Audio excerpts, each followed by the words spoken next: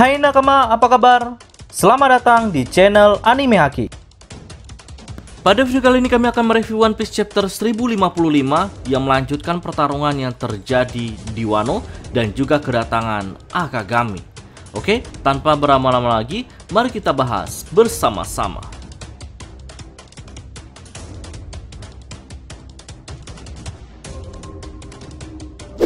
Pertarungan antara Akazaya versus Green Bull berjalan dengan tidak seimbang karena setiap serangan Akazaya selalu tidak berarti.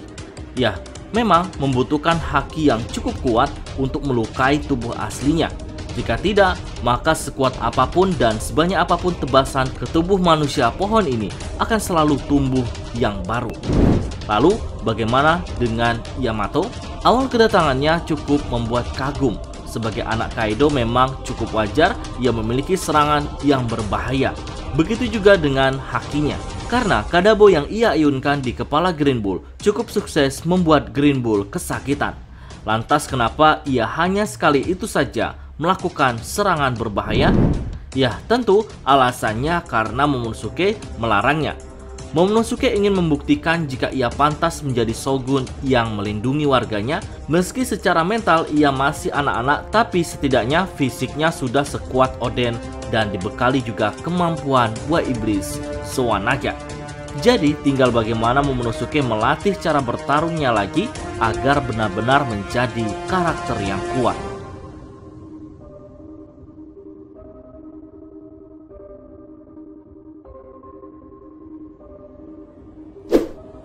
Di ruang rahasia Sukiyaki rupanya bukan hanya Robin saja yang ingin mengetahui rahasia tentang Poneglyph dan juga negeri Wano.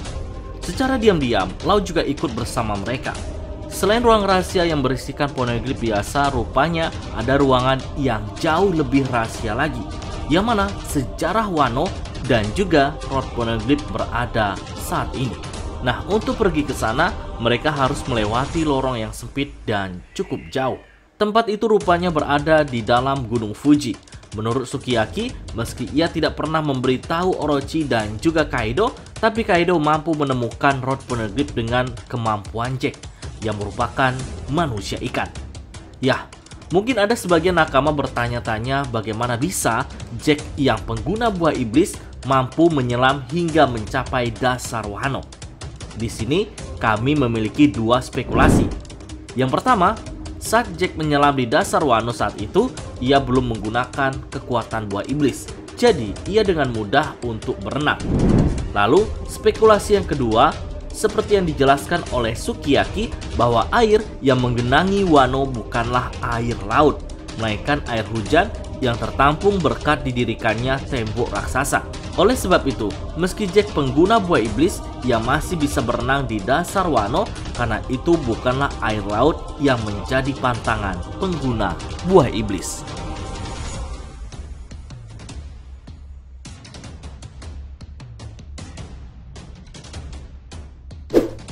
Sebelum Sukiyaki, Robin dan juga Lau sampai ke tempat Road Poneglyph berada, tanpa sengaja Robin melihat ada sebuah cahaya dari sebuah jendela. Ya seharusnya jika di bawah tanah ataupun di dalam gunung tidak ada cahaya. Itu yang sebenarnya membuat Robin penasaran.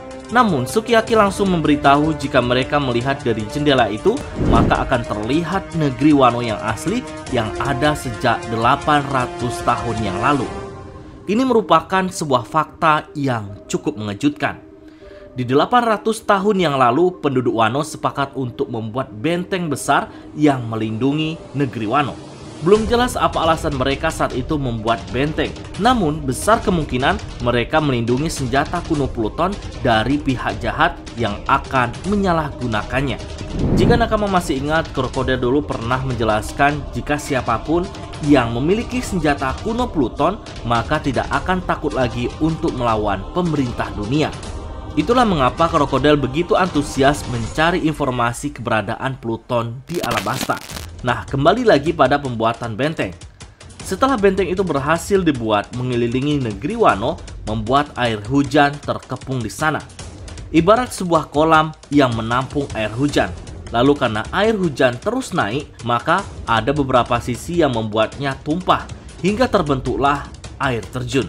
Namun yang tidak habis pikir oleh kami adalah bagaimana cara penduduk Wano bisa membuat sebuah benteng batu yang begitu besar dan juga kokoh. Jika dilakukan oleh orang biasa, tentu ini sangat mustahil. Kami yakin yang membuat benteng ini adalah seorang pengguna buah iblis yang kekuatannya begitu hebat. Dan besar kemungkinan orang itu adalah Joy Boy di masa lalu. Ya, sangat masuk akal jika dialah yang membangun tembok raksasa itu. Kekuatan nikah yang digunakan Joy Boy memang tidak main-main. Ia bisa melakukan apapun atau membuat tubuhnya raksasa sesuai imajinasinya. Luffy telah membuktikan seberapa mengerikannya buah iblis nikah ini. Namun jika bukan Joy Boy yang melakukannya, kemungkinan lain adalah Gajah Zunisa yang membuat benteng tersebut. Ya, kita tunggu saja penjelasan Oda Sensei pada chapter mendatang siapa orang yang telah menciptakan benteng raksasa ini. Lalu di One Piece chapter 1055 ini juga Robin akhirnya menemukan Rod Poneglyph yang ketiga. Itu artinya hanya menyisakan satu lagi, dan setelah itu Luffy semakin dekat dengan Laftel.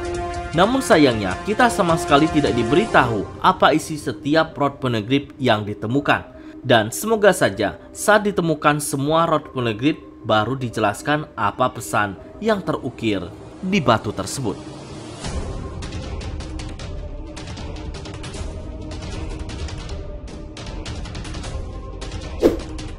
Meski mentalnya masih anak-anak, namun seiring berjalannya waktu, Momonosuke terlihat banyak perkembangan dalam menghadapi setiap lawannya.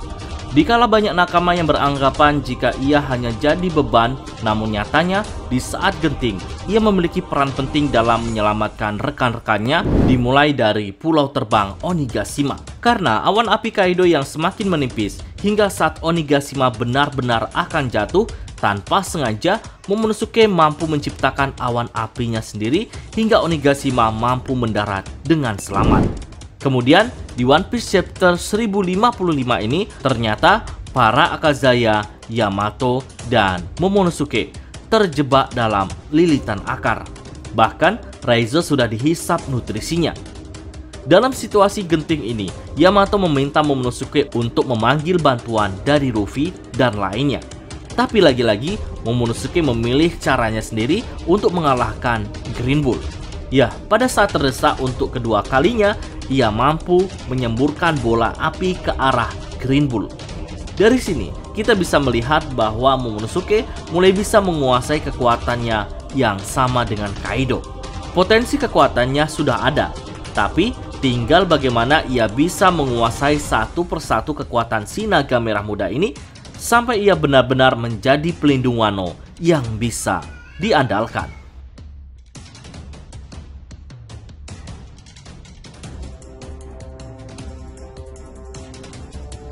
Ya, setelah Green Bull mendapatkan serangan bola api dari Momonosuke dan kembali ke dalam wujud manusianya, Green Bull merasakan haki Akagami yang sangat kuat dari kejauhan. Rasa ketakutan terlihat jelas di wajahnya, yang menandakan jika kekuatan Akagami jauh di atas Green Bull. Oke, itulah pembahasan kita kali ini. Jika ada tambahan, silahkan isi pada kolom komentar.